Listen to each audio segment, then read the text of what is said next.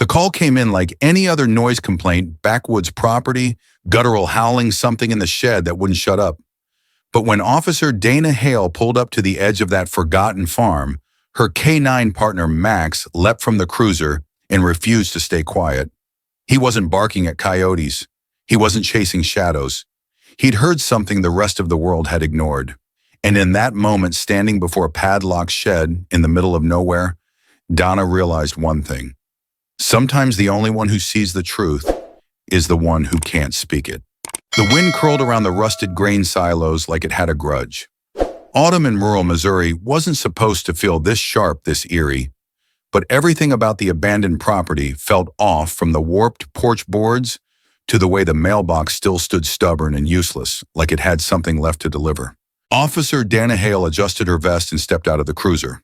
Max, her German Shepherd K-9 partner, bounded out beside her, nose to the airtail, stiff with alert.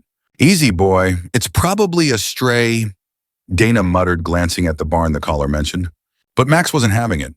He lowered his snout and started pulling hard toward the back of the property, straight toward a sagging shed, nearly swallowed by weeds and thorn bushes. "Max, heel," she called. No response. His ears pinned, low growl rumbling from deep in his chest. Max locked in on the shed like something inside was alive, or worse, dying. The shed's padlock was old but functional. Donna rattled it with a gloved hand. No movement from within. Just that same stench she now recognized from too many crime scenes, sweat filth, and something not quite dead but nowhere near living. She radioed in. "Unit 3 requesting backup and property access verification. We've got an active K-9 alert and possible signs of confinement." As she waited, Max did something Dana hadn't seen in nearly 6 years of working together. He started to dig. Claws tearing through straw and dirt, nose buried, whining as he scraped at the ground. "What is it, buddy?" Dana crouched and started pulling hay aside. That's when she saw it, a dirty strip of fabric buried just below the surface. Child's t-shirt, torn, faded blue with a graphic of a cartoon bear. Not the kind of thing you'd expect under hay in an empty shed. Not the kind of thing Max would react to unless it was fresh. Her stomach clenched. By the time backup arrived, the sun was dipping low, turning the sky that bruised shade of purple. Officers Prentice and Gomez approached with bolt cutters. "You really think someone's in there?" Prentice asked. Max was still pacing, circling the shed like a wolf waiting on a signal. "I think Max knows something we don't," Dana said. The padlock snapped. The door creaked open. Everyone stepped back. The inside was worse than Dana expected. Straw scattered like a kennel. Water bowls, some empty, some with moldy liquid. A few broken crates stacked in the corner. Duct tape and zip ties. The floor was layered in grime and waste. But no animals, no people. Then her flashlight caught something carved into the wall. Dozens of scratches, almost like claw marks. But among them, clear letters gouged over and over into the wood. "Boy, She swallowed. "Someone lived in here. Or was kept here," Gomez said grimly. Max sniffed along the wall, then started whining again at the back corner. Dana knelt and ran her hand along the floorboards. A loose panel. She pulled. Beneath it, a shallow crawl space. Straw. Filth. And a smell that hit her hard, ammonia and something else. Coppery. Bloody. But it was empty. "Whatever or whoever was here, they're not anymore," she said quietly. Gomez frowned. "But where would they go? The place is padlocked from the outside. There's no exit." Dana looked at Max, and Max wouldn't stop staring at the crawl space. That night, Dana sat on the floor of her small house, Max beside her. The t-shirt lay sealed in an evidence bag on the coffee table. She hadn't told the department yet what Max found. Not until she had more. Max stared at the front door, ears twitching. He hadn't eaten since the call. Wouldn't even take a treat. He was waiting for something. Or someone. The next morning, she returned to the property with a forensics team. They cataloged the t-shirt, the makeshift bedding, the wall carvings, and something else they hadn't seen the night before. Chains bolted to the wall. Not for animals, too short, too narrow. For wrists. A child's wrists. They interviewed neighbors. Most didn't even know the place was still occupied. Except one. A mailman, older guy, said something that stuck with her. "I always thought it was odd," he said. "No mail ever came for that place. But I'd hear banging sometimes. Not angry banging. Rhythmic. Like a pattern. Like someone trying to count." "Count?" Dana asked. He nodded, like they were counting days. Midway CTA natural. If you believe in stories like these, where a dog's instinct sees what the world refuses to subscribe to heroes for animals, for more true canine stories of courage, rescue, and redemption, that night Dana had a nightmare.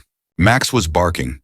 She was outside the shed again, but this time the door was open and a boy was inside, thin, shaking his eyes wide.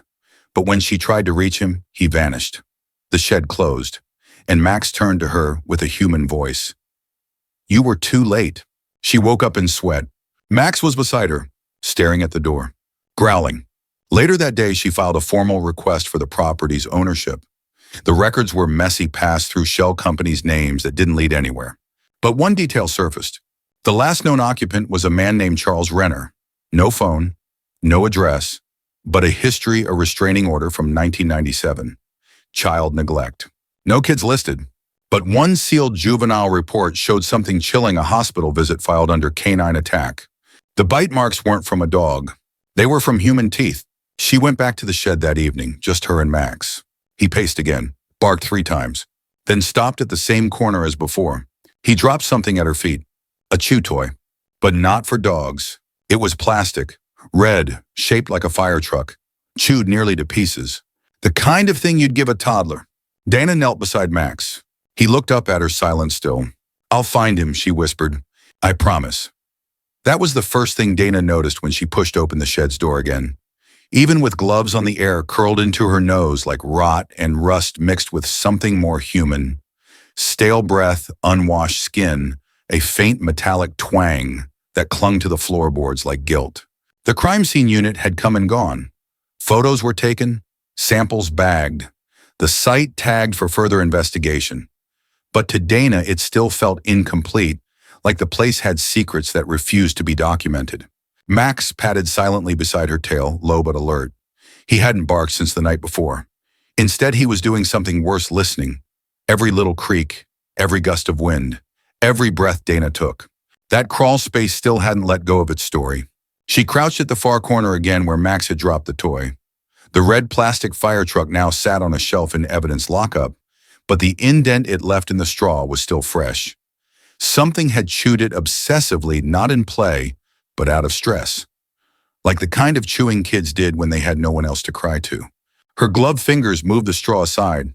This time she saw something new. Etched into the floorboards, almost invisible unless the light hit just right, 3 short vertical lines scratched deep into the wood. Then space. Then 3 more. And again, a pattern. At serenity, she'd seen that before in child trauma recovery. Tally marks. Counted days. When she stood, Max had gone still. Ears forward, body taut. "Max," she whispered. He growled low, turned toward the shed wall, then barked once sharply. She followed his gaze. There behind a hanging tarp was a sheet of plywood, leaning awkwardly over a portion of the wall. She moved it.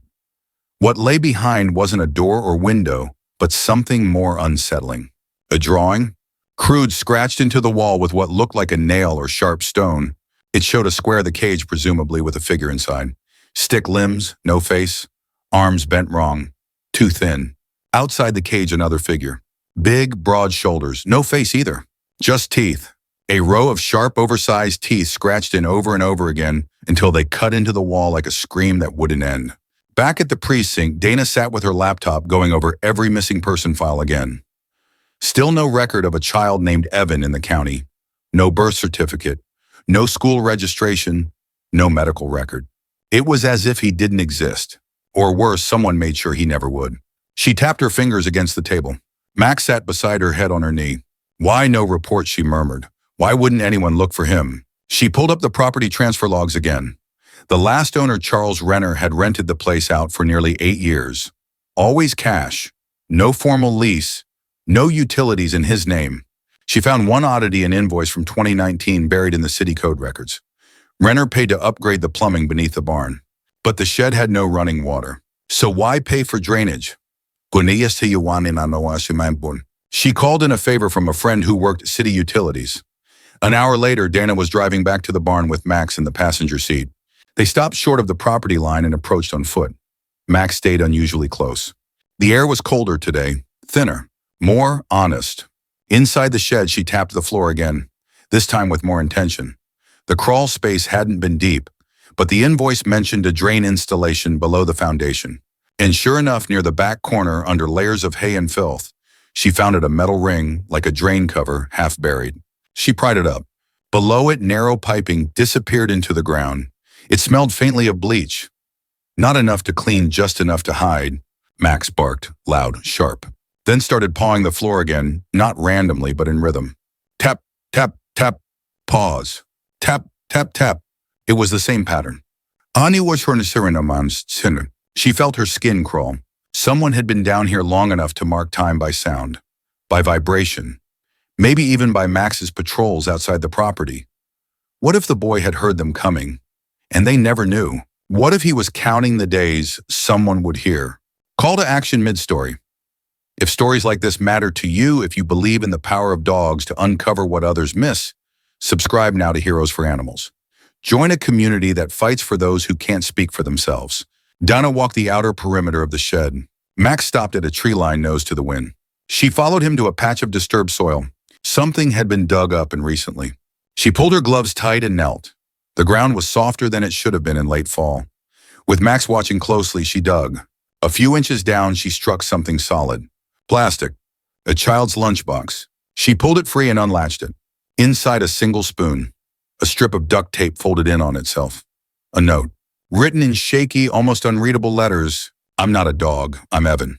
She sat back, heart hammering. This was real. The boy existed. He'd been made to believe otherwise. She returned to the precinct in silence. That night, she sat in her car outside Child Protective Services with the lunchbox in her lap. The boy had been alive, thinking, dreaming. He'd remembered his name. He'd held on. But where was he now? Why the silence?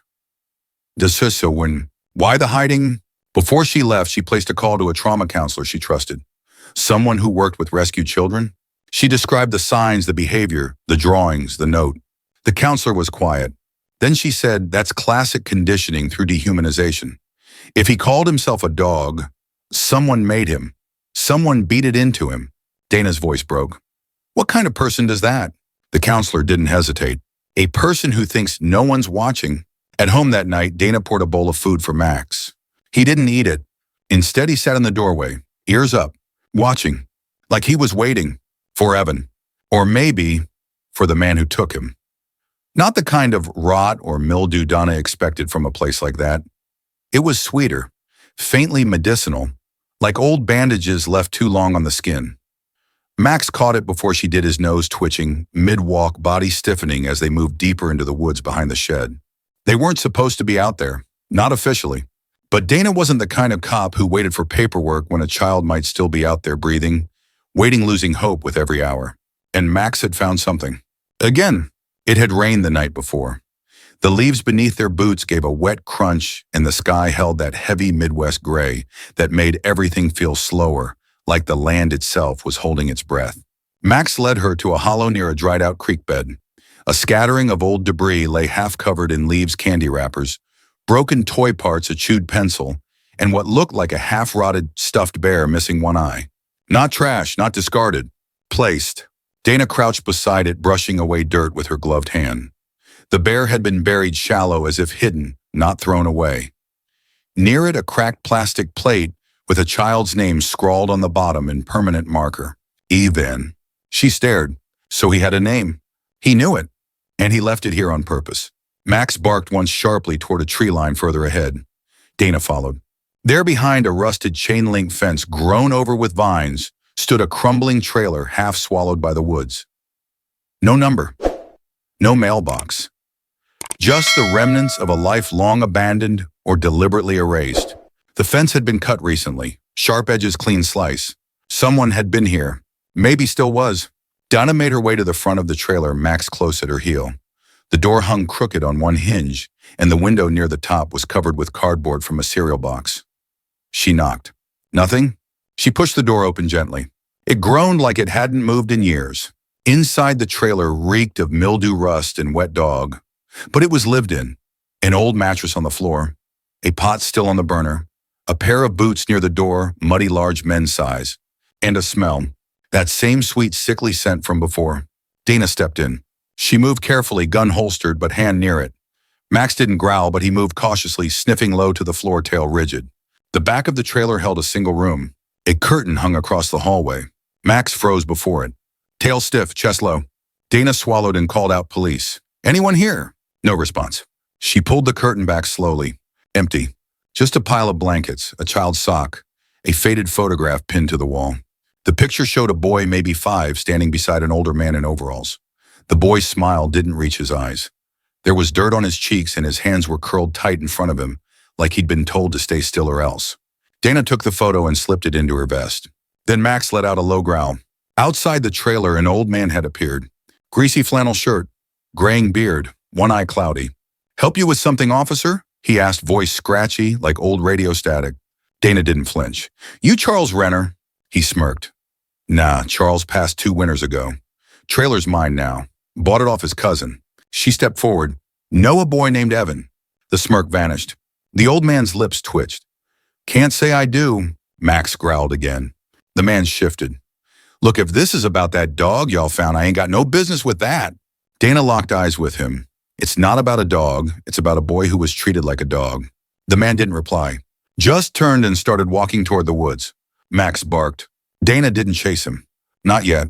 Later that night, she pulled Evan's picture from her vest and stared at it beneath her kitchen light. The boy was thin, face blotchy. But his eyes, they were watching the camera, not smiling for it. Like he knew something no one would believe. Max lay beside her, ears still twitching in sleep. He hadn't relaxed since they left the trailer. Donna reached into her file folder and pulled out the lunchbox evidence again. She opened it. Inside the spoon was a name. Not Evans. A man's name. Jay Renner. She ran the name through state records. Convicted of domestic battery. 2 sealed juvenile cases under his roof. 1 dismissed. 1 lost in system. That one had no attached file, just a name. Evan, no last name listed. Call to action. Stories like this don't just happen in fiction. Real K9 heroes uncover real secrets. Subscribe to Heroes for Animals to follow more true stories of justice, loyalty, and silent witnesses who refuse to back down. The next morning, Dana sat down with a child psychologist over coffee. She shared everything: the shed, the drawings, the food bowl, the bark pattern, the tally marks, the plastic fire truck in the photo. The psychologist, Dr. Marianne Bell, listened quietly. When Dana finished, Marianne leaned back. This is classic isolation trauma, she said. Children raised without human interaction often bond to whatever form of attention they get. If this boy was told he was a dog, fed like a dog, punished like one, eventually he'd believe it. Even if he could talk, Dana asked. Marianne nodded, especially then. They're taught speaking gets them hurt. Silence is safer. Dana looked down at Max. He hasn't stopped looking for him, she whispered. Marianne smiled faintly. Dogs remember pain. They also remember scent. He knows the boy. He just doesn't know how to bring him back. That evening, Dana returned to the trailer with a warrant. The man was gone, but the mattress was still warm. Max found something beneath it, a torn journal page, partially burned. Only a few words were still legible. He doesn't bite anymore. Learn to eat without barking. Stops crying when I chain him. Dana closed her eyes, hand trembling slightly. She took the paper, sealed it in an evidence bag. Then she said it aloud for the first time. He's still alive. That night, Max paced again.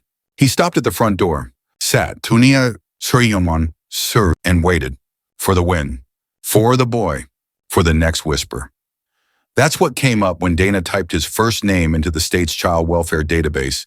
No matching birth record, no social security number, no school enrollment. Just a vague notation from 2015 under a closed investigation file marked unsubstantiated concerns. No last name, no caseworker, no follow-up. Just one word in a red banner archived. It was as if someone had erased him before he was even born. Max lay under her desk, his tail thudding once every few minutes. He was restless but quiet, just like her thoughts. Dana picked up the worn photo again, the one from the trailer. Evan and the older man. The boy's posture said everything: shoulders hunched, feet, pigeon-toed mouth closed so tight it disappeared. Children didn't pose like that unless they'd learned what happened when they didn't obey. She flipped the picture over. Nothing. No date, no names. But in the corner, almost invisible, someone had scribbled a number in pencil, Class 7. What kind of person numbers their photographs? She drove to the county records office and requested land deeds for every property ever owned by Charles or Jay Renner. A woman behind the counter raised an eyebrow but printed the files anyway. There were 5. 3 foreclosures, 1 condemned and 1 still active, 14 miles outside town. A hunting cabin. No utilities, no taxes filed since 2020. No complaints either. Too isolated, too quiet. The road out to the cabin was barely a road at all, more like a deer trail with gravel aspirations. Branches scraped Dana's windshield like fingernails. She hadn't brought backup. She hadn't told dispatch. She had Max, and she trusted him more than half the men at the station. The woods opened into a clearing. The cabin was there, squat shingled, sagging into the earth like it wanted to disappear. No smoke, no lights, but a faint impression in the mud boot tracks, recent. Dana stepped out slowly. Max didn't bark. He stalked, tail low, head down, following the scent like it was a thread leading back in time. She followed him to the side of the cabin, a cellar door slightly ajar, wooden, old. A rusted padlock hung broken at one hinge. Max stood still, nose at the crack. Dana knelt beside him, heart pounding. She reached for the door, pulled. The smell hit first. Rot, sweat, old metal, and beneath it something else human. She clicked on her flashlight. Wooden stairs led down into darkness. Max went first, one slow step at a time. The cellar was empty, at first. Then her light caught something. Chains. 2 shackles bolted to the wall near a soiled mattress. A child-sized shirt torn lay nearby. Dana stepped closer, her breath tight in her throat. The walls were covered in drawings, all done in charcoal or ash. All of the same boy, smaller, sadder, with speech bubbles saying things like, "Good boy," and "Don't speak." But one stood out. The boy was in a cage, and beside him a dog, a German shepherd. Drawn carefully, lovingly, it looked exactly like Max. Max sniffed the mattress, then barked once, sharp and desperate. Dana's chest seized. "He was here," she whispered. "You knew him." She followed a trail of disturbed dust to the back wall. A pile of rags and food wrappers lay hidden beneath loose boards. Someone had been sleeping there, recently. Then she saw a red string, tied to a nail, like a signal, like someone had tried to leave a message. She followed the string to a hole in the wall barely big enough for a child to crawl through. On the other side was dirt and tree roots, an escape tunnel. Crude, desperate, and brilliant. He had escaped. He was running. Call to action. If you believe no child should ever go unseen or unheard, subscribe now to Heroes for Animals, where stories of survival, loyalty, and courage are brought into the light. Back at the precinct, Dana filed an urgent request for thermal drone scans over the woods behind the cabin. The sheriff gave her 2 hours and 1 deputy. "Don't chase ghosts," he warned. She didn't argue. Ghosts didn't leave food wrappers and child-sized shirts. The drone footage came in within the hour. 1 heat signature. Small. Moving. Alone. 3 miles southeast of the cabin. Dana geared up and took Max. They hiked fast, hearts thudding with each snapping branch. The ground was soft from the rain. Max picked up the scent before they saw anything. And then, yamam, a movement, just ahead near a fallen tree. Max barked and darted forward. Dana followed, flashlight high. There he was, crouched in the brush. A boy, thin, mud-covered, hair matted, eyes wide and terrified. He bolted. Dana didn't shout. She didn't chase. She knelt. Max stayed by her side, whining softly. The boy slowed. He looked at Max. Something flickered in his face. Recognition. He turned and walked back. Evan didn't speak, not for a long time. He didn't cry either. He let them wrap him in a blanket. He clung to Max like a lifeline. Wouldn't let go even when they reached the cruiser. At the hospital, he shook at the sound of Velcro. Hid from light. Flinched when someone said his name too loudly. But when Max entered the room again, he smiled. Just once. Later, when Dana stepped out into the hallway, a nurse pulled her aside. "There's something you need to see," she whispered. She handed over a file, a scanned document found in Evan's clothes. It was a page from a ledger, a list of children's names, each with a number beside it. Evan's name was last. Beside it, 37. And next to that, gone quiet, obedient, no longer human. Dana stared at the page until her hands shook. She handed it to the nurse and walked back into Evan's room. Max had crawled onto the bed beside the boy, their bodies curled together, like they were made of the same quiet strength. She sat down beside them. "Evan," she whispered, "you're not a number." He didn't reply, but his small hand reached out and touched Max's fur. Then finally he spoke. 3 words, almost silent, but clear. "Good boy, Max." That's how long Evan had been in the hospital without speaking again. After those first whispered words, "Good boy Max," he'd withdrawn into himself, folding back into the silence that had protected him for years. No crying, no questions. He wouldn't even eat unless Max was in the room. Max stayed curled at the foot of Evan's hospital bed, like he understood the assignment. Protect first, heal second. Dinah hadn't left either. She sat outside his room each night, flipping through the report files and cross-referencing every lead they'd uncovered. But there was one truth she couldn't shake. Something was still missing. The numbers. That ledger page found in Evan's pocket, 37 names, most of them blacked out, coded with labels like runaway, unfit, or delivered. Delivered to where? To who? Who was behind this? And why hadn't anyone reported these children missing? She needed answers, and she knew where to start. Jared Renner, the man from the trailer, the one Max growled at, the one who'd claimed to have rescued Evan, only to give him back. He was still out there, and Dana had a warrant. The trailer was empty when she arrived, just as before. But this time she had authorization to search the entire property. Inside, Max sniffed along the baseboards tail high.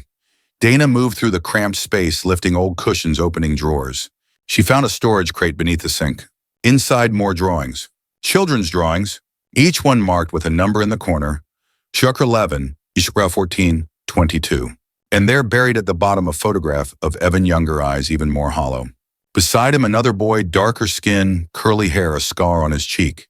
No name, just a number, more 36. "Who is this?" Dana whispered, holding the photo up. Max barked. Once, then twice. He bolted toward the back door and pawed at it frantically. Donna followed him outside, heart racing. Max raced to the edge of the woods and stopped, staring toward a cluster of low brush.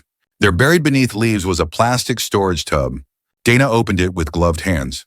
Inside, clothing, children's, shoes, toothbrushes, small worn backpacks, all tagged with masking tape and numbers. This wasn't just Jared's hideout. It was a holding place, a waiting room, and someone else had been here recently. Footprints in the dirt, not just adult-sized, but smaller, child-sized. Call to action.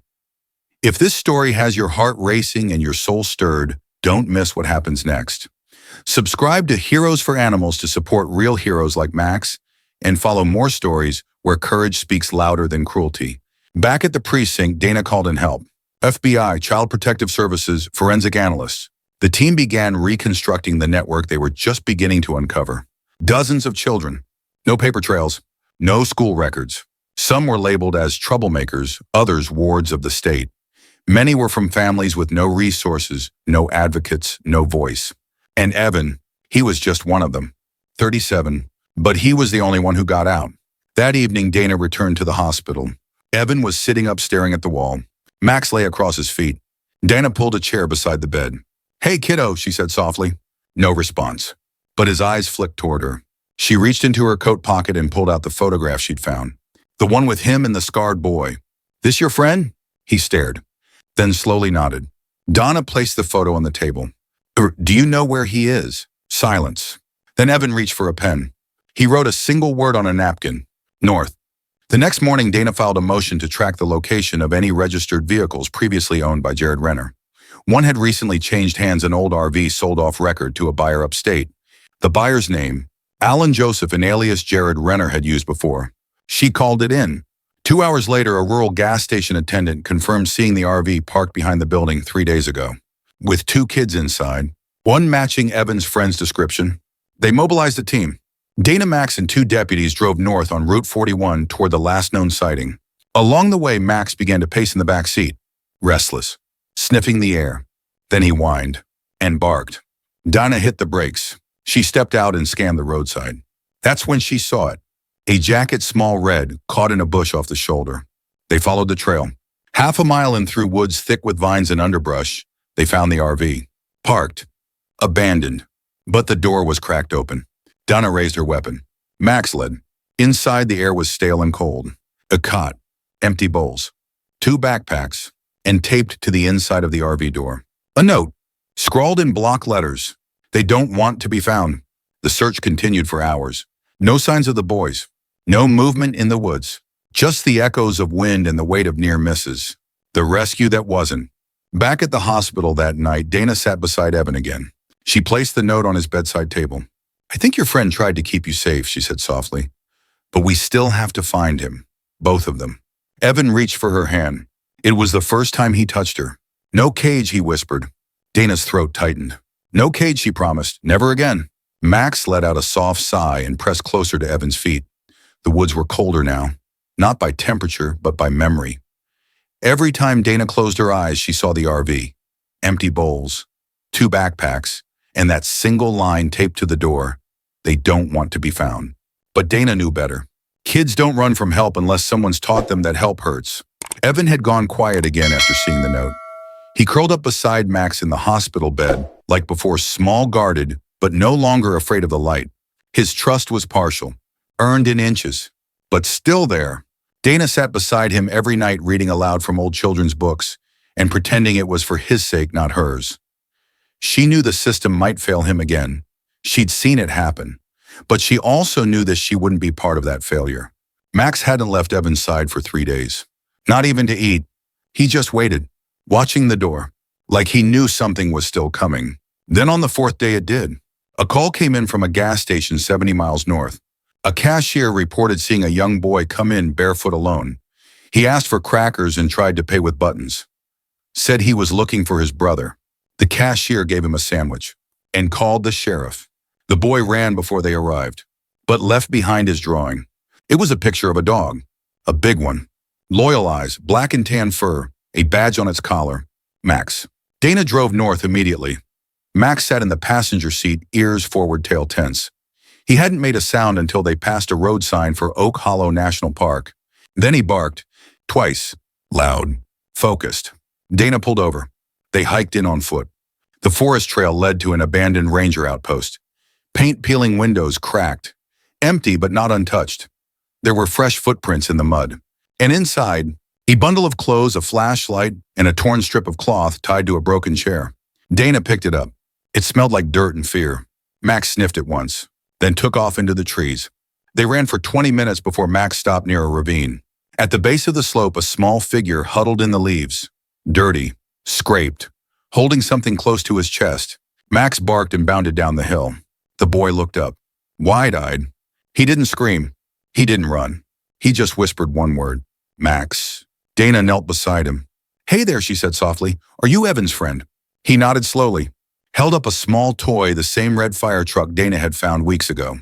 "I kept it safe for him," the boy said. Then he passed out in her arms. They rushed him to the hospital under police escort. Malnourished, exhausted, but alive. His name was Caleb, number 36, the boy in the photo, the last piece of Evan's silent world. Call to action. Natural placement. If stories like this speak to your heart, don't let them go unheard. Subscribe to Heroes for Animals, where the real heroes walk on 4 legs and every voice matters. Evan saw Caleb from across the hallway. The moment their eyes met, something broke open. Evan ran, straight into his friend's arms. No hesitation, no fear, no silence. Just a sound that made Dana's heart ache. Laughter, small, shaky, but real. And when Max stepped beside them, they both dropped to their knees and hugged him. The investigation didn't stop there. With help from federal agents and digital analysts, Dana and her team uncovered an entire network of off-grid properties used to house unregistered children. Survivors. Ghosts in the system. Jared Renner was arrested trying to flee the state with forged IDs and another child in his truck. 35 other children had their names restored, and 2 of them, Evan and Caleb, chose to stay in the county. Fostered together. Same school, same counselor, same K9 dog visiting twice a week. As for Max, he was given an award by the department, Medal of Service. But more than that, he was given something rarer, something few K9s get before they retire: a family. 6 months later, Dana opened her back door to find 2 small boys sitting cross-legged in the grass, laughing as Max rolled in the dirt between them. "Careful," she called out. "He's still got work to do, you know?" "We're training him," Evan said proudly. "Yeah," Caleb added, "to find us when we hide." Max barked once, tail wagging. Mission accepted. That evening, Dana tucked the boys into bed, 2 rooms side by side, nightlights glowing. Max curled up in the hallway between their doors, keeping watch. Not because he was told to, but because he knew some kids don't need protection just once. They need it for life.